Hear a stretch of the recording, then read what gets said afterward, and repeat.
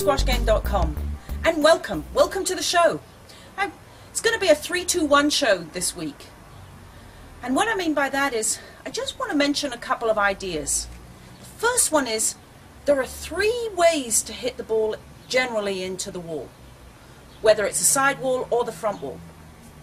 The first way is to hit the ball so that it rises out of the front wall.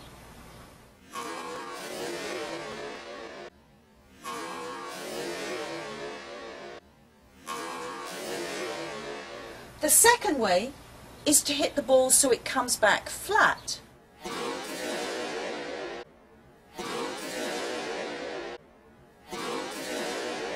And the third way is so that it comes down.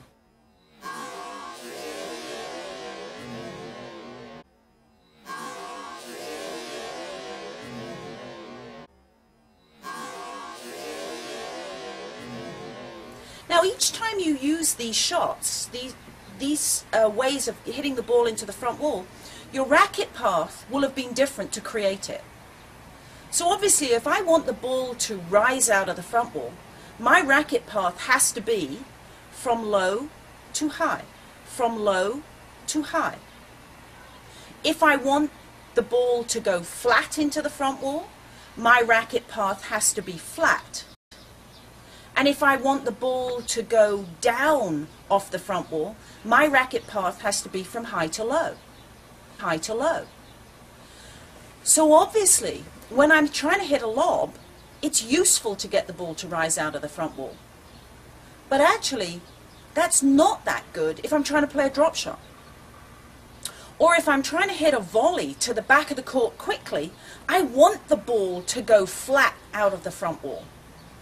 I definitely don't want it to rise, because if it does, it's going to be overhit, the ball will come off the glass, and before we know where we are, instead of hitting a really tough ball for your opponent to get, they could have a cup of tea and read a book before they go and hit that next shot. And the same when you're hitting, let's say, a volley drop. If I go from high to low, that ball's going to drop quickly off the front wall and it's going to stay short. But if I hit a volley drop that's got any sort of rise on it, I'm in all sorts of trouble because the ball's going to come back too far. So what I'd like you to do is I'd like you to make sure that when you're hitting the ball, you don't just watch where the ball goes, but you watch how it comes out of the front wall. Start paying attention to it, because it'll make a difference to how you strike the ball. And then on those lines, I want you to also think about how you move your racket to get ready for those shots. So when you're going forwards to the ball, lift your racket up, because that's most of the time what you want to do. You want to hit the ball flat, and you want power. And when you move backwards to the ball, drop your racket down so that you can now hit the ball with a bit more rise. Think about those things as you're practicing, and build that in, and you'll be surprised how much more efficient you get on the squash court. And talking about efficiency, I want you to think about something that you could do on the training aspect of it that could really help your game. And you know, we've got our racket to worry about, we've got our feet to worry about, and we've got the ball to worry about. So let's remove the ball. Let's get you training, going to the shots, pretending to hit them, but actually with no ball. It's called ghosting. Now you can use this ghosting in so many different ways. And for now, all I want you to do is to use it to start paying attention to your technique and perfecting it. That's all I want you to do with it. We'll come back to using ghosting in different ways in other shows. Now obviously, if you want to be a squash player, or if you just want to live a nice life, a healthy life, you need to stay healthy yourself. And I found this great resource. Natural Health, Natural Medicine. And it's by Andrew Weil. I don't know how to say it. Weil? Anyway, great read. And in it, he's actually got a whole bunch of stuff on even working out. How to work out, how to eat. It's a very worthwhile book. And I recommend that you actually at least thumb through it. I'm not asking you to read the whole thing, but fascinating read. And now it's time for Ask Barb. And I got a question from Daniel. And he wrote in saying, is there an etiquette for a singles warm-up? And he means on the court. And Daniel, there is absolutely a singles etiquette.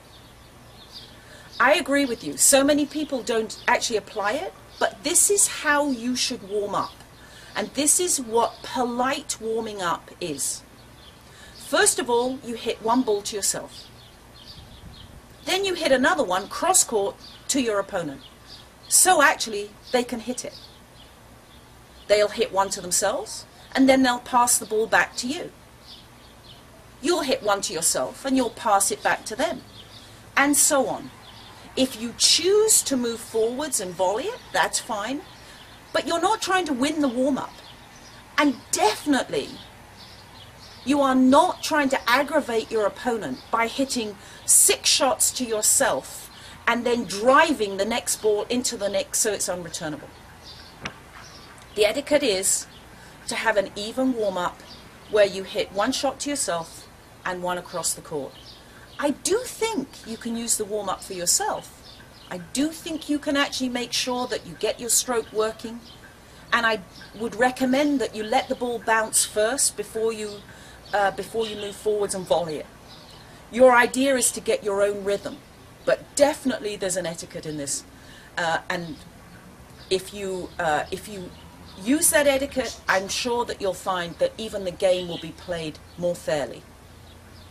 Anyway, this is Barb Cooper from helpmysquashgame.com, signing off, wishing you the best. See you next show.